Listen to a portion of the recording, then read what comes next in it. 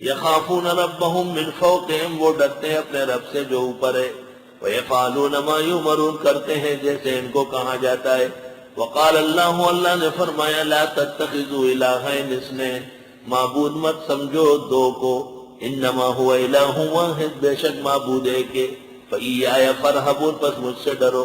وَلَهُ مَا فِي السَّمَاوَاتِ وَالْأَرْضِ، اس کے لیے ہے جو کچھ آسمان و زمین میں، وَلَهُ الدِّينُ وَاصِبًا، اور اس کا دین ہمیشہ ہے واصبا، دائما۔ افغیر اللہ تتقون، کہ اللہ کے علاوہ اوروں سے ڈرتے ہو۔ وما بکم من نعمت فمن اللہ، وہ جو تم پر خدا کے احسانات ہیں تو اللہ کی طرف سے ہے۔ ثم اذا مسکم الضر، پھر جو پہنچتی ہے تمہیں تکلیف، فالیہ تجارون، اسی کے سامنے فریاد کرتے ہو۔ ثم اذا کشف الضر عنکم، پھر جب وہ دور کرتا ہے تکلیف تم سے، اذا فریق منکم بربہم یشرکون، ناگہاں ایک گروہ تم میں سے رب کے ساتھ شرک کرتا ہے۔ لیکفروا بما آتیناہم، تاکہ یہ کفر کر لے ان چیزوں کا جو ہم نے دی۔ فتمتعوا، فائدہ اٹھاؤ، فسوف تعلمون، قریب جان لوگے۔ ویجعلون لما لا یعلمون نصیبا، اور یہ مقرر کرتے ہیں ان چیزوں کے لیے جو کچھ نہیں جانتے ہیں حصہ۔ یہ فلاں بابا، یہ بادو بابا، یہ دانا بابا، یہ فلاں وہ بابے بابے بابے، مما رزقناہم، جو ہم نے ان کو دیا۔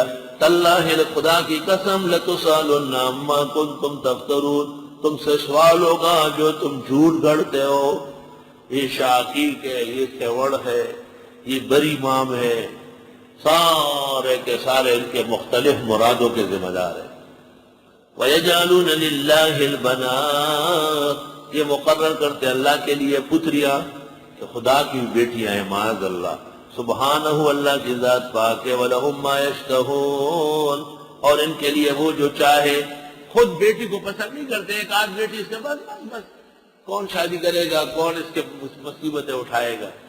وَإِذَا بُشِّرَ أَحَدُهُمْ بِالْأُنثَىٰ، اور جب اطلاع دی جاتی ہے ان میں سے کسی کو کہ تیرے گھر لڑکی ہوئی، ظل وجهه مسودا، ہو جاتا ہے اس کا چہرہ کالا غم کے مارے، وَهُوَ كَظِيمٌ، اور وہ غموں میں گھٹتا ہے، يَتَوَارَىٰ مِنَ الْقَوْمِ، چپتا رہتا ہے برادری سے، مِنْ سُوءِ مَا بُشِّرَ بِهِ، وہ جو بری خبر اس کو سنائی گئی ہے کہ لڑکی ہوئی ہے، أَيُمْسِكُهُ عَلَىٰ هُونٍ، کہ دنسا دے ان کو زمین میں، کہ رکھ لے اس کو ذلت برداشت کر کے، ام یدسہ فی التراب، یا گاڑ دے اس کو مٹی میں، الا ساء ما یحکمون، یاد رکھو بہت برا ہے جو یہ فیصلے کرتے ہیں۔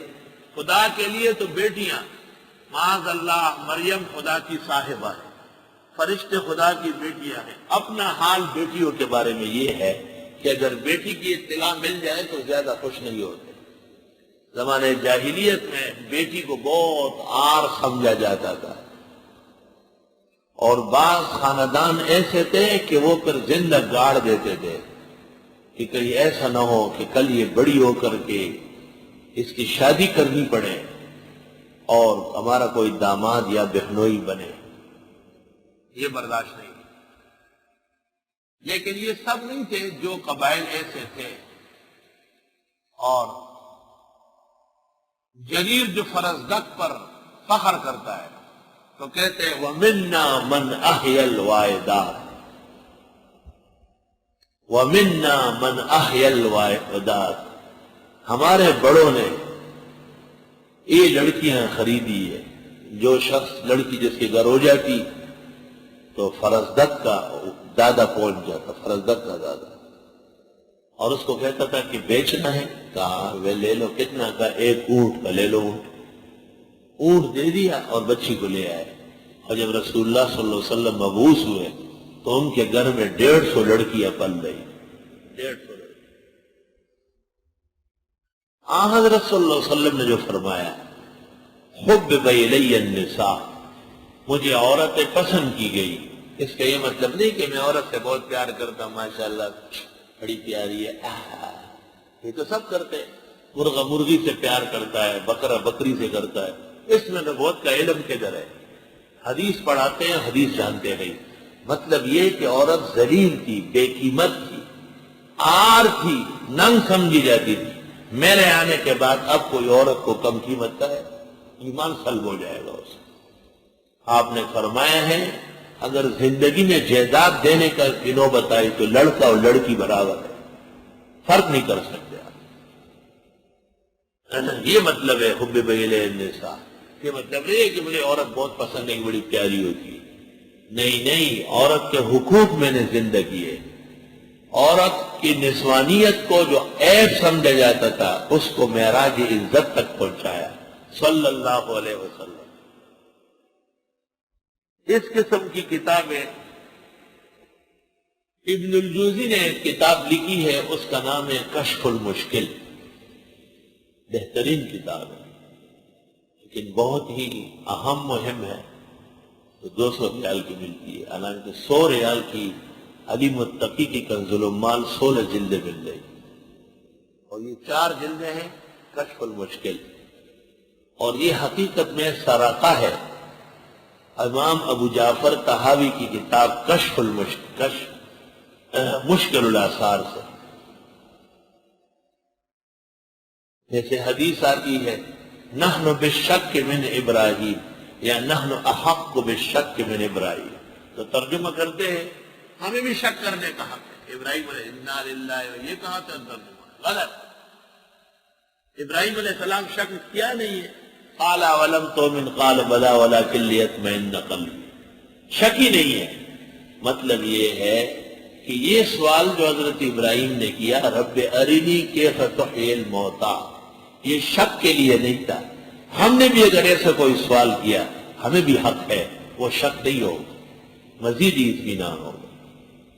اس لیے کہتے ہیں کہ حدیث پڑھانا ہر ایک کا کام نہیں، ہر سڑے پوز تور کی نوابیا لوار سے بھی لالدین لواری ہے۔ اور اب تو ماشاءاللہ درجہ ثالثہ و ثانیہ والے شیخ الحدیث لڑکیوں کو حدیث پڑھاتے ہیں، بنات کو شیخ الحدیث۔ وفاق نے زیادتی کی ہے جو ہر درجے میں کتاب رکھی ہے۔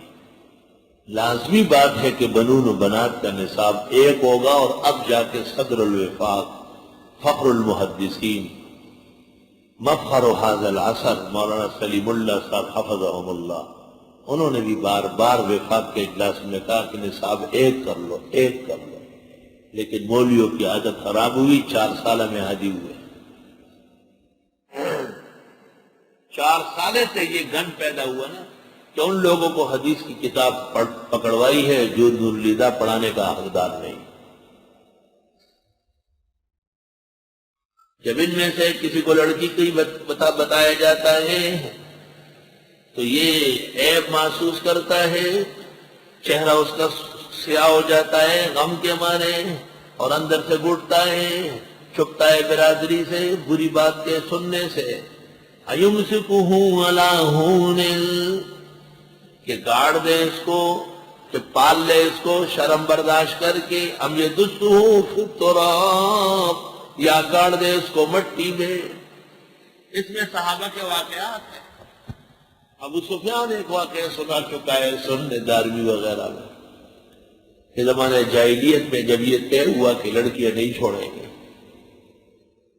تو میرے ہاں بھی ایک ولادت متوقع تھی۔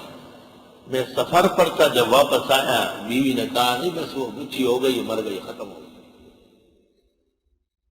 میں بڑا خوش ہوا، چلو بچی ہوئی تو ختم ہی ہو گئی۔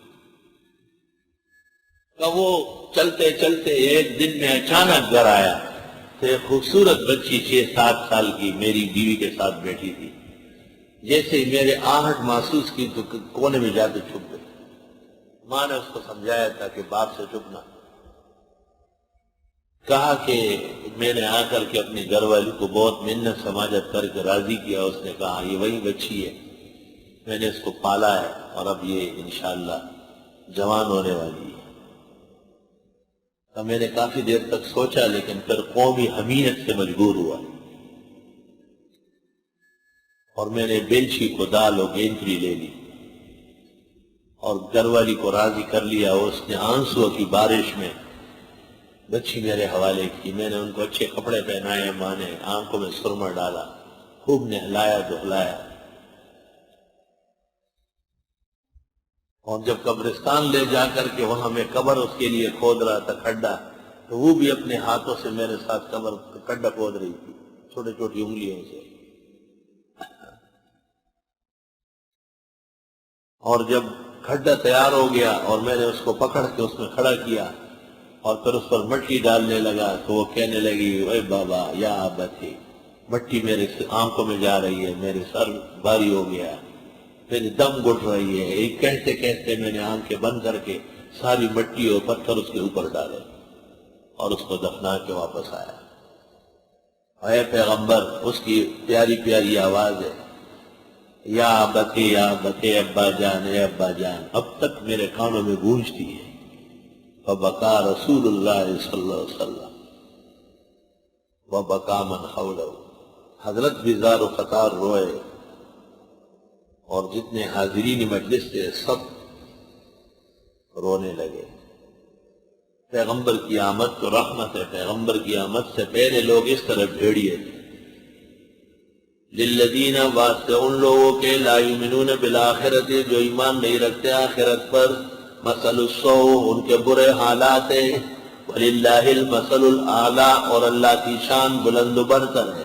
مثل میں اس پر مکمل کلام کروں گا. اللہ نور السماوات والارض، مثل نوری سورۃ نور میں انشاءاللہ. وَلِلَّهِ الْمَثَلُ الْأَعْلَىٰ، اور اللہ کی شان بلند و برتر ہے. وَهُوَ الْعَزِيزُ الْحَكِيمُ، اور وہ غالب اور حکمت والے ہیں.